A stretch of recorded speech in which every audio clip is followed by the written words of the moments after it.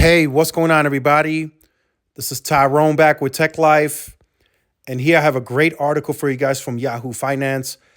I will leave a link to it in the description so you guys could check it out. So, Verizon is presenting again at the Deutsche Bank conference March 12th. This go around, it's going to be Sampath. That'll be part of the conference. He'll be the one presenting. So, I'll definitely be tuned into that. Verizon has a problem on their hands. And it's a problem that they've been trying to solve and work through for the last several years. And now in hopes of moving Sampath into the CEO of consumer position, the hopes are that he can finally stop the bleeding and straighten things out and maybe bring it back to some positive momentum. Now, Verizon's biggest issue and problem, in my opinion, is T-Mobile is scaling and they're moving into Verizon territory. Verizon has been able to dominate a lot of the territory in small market and rural areas for a very long time. And AT&T has been operating in those areas, but it hasn't really affected the business much. It's kind of been a back and forth. I give you one, you give me two. There hasn't been much competition there. A lot of people that out in those parts that have been on Verizon for many, many years. They just haven't really moved much. And only having one other mobile network operator there for competition, which AT&T hasn't really been competing much over the years, it really led to Verizon being the dominant player in a lot of that territory. Now you have a carrier that's brand new, that's exciting, that's loud. They're moving in, they're scaling very quickly. They're getting into the small market and rural areas. They go in there with one thing in mind, and that's to take share. So this is the first time in a very long time that Verizon has been having to defend that territory. You know, it's very similar when you're at war in the military. If this is your territory and someone moves in and tries to take that territory, you're going to try to defend it. Now, Verizon has not been doing a great job at defending that territory. Just look at the numbers. T-Mobile went from 13% in rural share to 17.5%, and by next year they'll be at 20%. That means T-Mobile is about 13% away from gaining fair share. Now, it's going to take them a few more years to get that 13%, but it's an ongoing process. And while that process is ongoing, Verizon continues to bleed customers. So it's up to Sampath to really stop the bleeding. Now, they've done several changes over the last, I wouldn't even say a few years, over the last several months to try and stop that bleeding. They brought back the regional structure. They're no longer just running out of HQ and making changes on a national scale. They're operating regionally. They brought back individual performance-based sales commission. That's a big deal, apparently. They used to do like group commission. That didn't really work out too well. Now they're doing individual again. That's apparently helped. The My Plan, I think that is helping somewhat. According to a recent conference, about 13 million customers are already on the My Plan. I think it was about 18% of the total base. So it helps, right? The My Plan is a really good structure if you think about it. If the perks are no longer included, which they aren't, you pay extra, but you do get a discount, a bundle discount. It's value. Regardless, it's something that they're offering. If you don't take any of the perks, what they did is they made it cheaper. So the Get More was a certain price point. The highest plan, I think it's the Ultimate now, is cheaper because it has nothing included. But if you want to add something, Verizon gives you the flexibility to choose.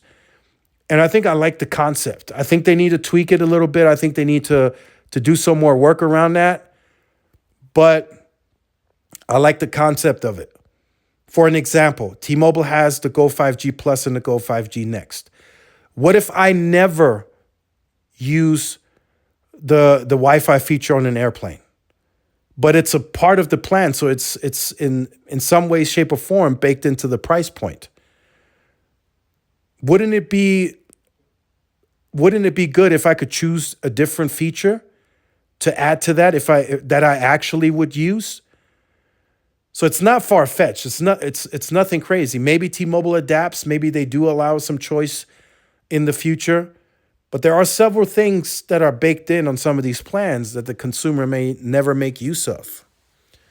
And I think that's where the flexibility of Verizon's My Plan comes into play. And they have huge distribution and they have a large base. So they can always work with third-party partnerships to make these types of bundles with media and who knows what else they might offer in the future. So I think there is some light at the end of the tunnel for Verizon. But whatever they're planning, whatever they're doing internally, whatever they're discussing, they need to accelerate this and they need to do it quicker. It's not happening quick enough. T-Mobile is moving in. What T-Mobile is doing from an execution standpoint, they're moving in, they're expanding coverage into new areas. They're effectively and very quickly taking share in those parts from Verizon, and Verizon is not able to answer fast enough. So that's where that flexibility comes in. Verizon has to figure it out. If it's pricing in those small market rural areas, they got to adjust on a regional base. They have to lower price. They got to compete. If the My Plan structure, if the perks are not doing it, you got to be flexible and adjust and do something else. T-Mobile is here. That problem is not going away. No matter how much they try to deny it publicly and talk about it from this perspective, that perspective, that headache, that problem is not going away. They just keep getting more successful and gaining more scale each and every year. At the end of this year, there will be more scale. At the end of 2025, there's more scale for T-Mobile. At the end of 2026, there's more scale, and so on and so forth. So that headache is not going away. This is not a short term. This is not a temporary. This is here to stay. This is permanent. So that's something that Verizon has to analyze. And Sampath and his team have to go after this as quickly as they possibly can. Even if they have to operate in a form or fashion like an Un-carrier to get those customers back, they got to do it. It's like I discussed before. The small market and rural areas, perfect example, the town that I mentioned yesterday, Wesley, Maine, in Maine. T-Mobile is moving into those areas with mid-band a lot sooner than Verizon. Verizon will get there, and they're moving quickly, but T-Mobile had a 2-year head start. So T-Mobile moves in, they get those people with fixed wireless access, they give them a great deal, maybe a free line. It's going to be very hard for Verizon to get those customers back. It's going to be very hard. It's going to be almost, I don't want to say impossible, but they have to do some very innovative and different thing to get that customer back. And maybe it's not even going to take innovation. I think it might just take a lower price.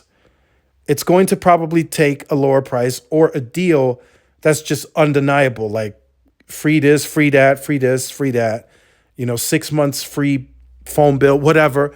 I'm just throwing stuff out there, ideas, but it's going to take that because now you have another mobile network operator that's all about growth. AT&T hasn't been about growing. They've just been about getting the media. For those of you who remember, they bought big media players. They bought DirecTV. They bought Warner Media. They were all about media. They even before FirstNet, they really weren't expanding the networks. In a lot of those regions, they were HSPA only. Excuse me. So it was Verizon's really for the taking. And by perception, that's what these people are used to. But now it's a totally different story. And you guys know how effective T-Mobile's playbook is with the marketing, the hometown grants. I'm telling you guys right now, ladies and gentlemen, it's working. That playbook, the execution, the networking, the growth, it's just working, and Verizon is feeling it on the back end. They're seeing port outs that they've never seen before in these parts, and it's just simply working. So Verizon needs to really change how they think about competing. And I'm not saying that they haven't gotten better. They've gotten better. We saw that in Q4. They are willing to compete. But what I'm already seeing in Q1, they kind of backed off. They're not as aggressive as they were in Q4. They're trying now, but they're doing it again, like they're doing it late in the quarter, like with the Nintendo Switch and the laptop. They're running that for a little bit. They're kind of in and out. They're not really marketing it much. I don't see it much anywhere. So they got work to do. They still have work to do. I I have a feeling that their Q1 is going to be a negative. And that's just going by what I know, what I heard. The members, you guys have seen it. And then, of course, by history, their Q1s are usually their weakest quarter every year. So that means there's absolutely no momentum that they take into the second quarter. Now everyone is getting their bills, seeing like a $26-$30 increase because of it's $4 per line. So that's going to get many people looking and shopping around. And that's not really the best position for Verizon to be in right at this time and moment. So, like I said, T-Mobile is there. The network is getting better. The network is usable. It's growing. It's scaling very quickly. So that's something that Verizon has to really keep their eye on. And as long as they can try to keep the damage, the churn to a minimum, they will be all right. But if T-Mobile decides to turn it up a notch, to get aggressive again, to maybe bring back an Un-carrier move or two, that might really signal big trouble for Verizon. So let me know your thoughts in the comments. Like, share, subscribe if you're new. Follow my social media outlets. This is Tyrone with Tech Life. See y'all in the next one. Peace.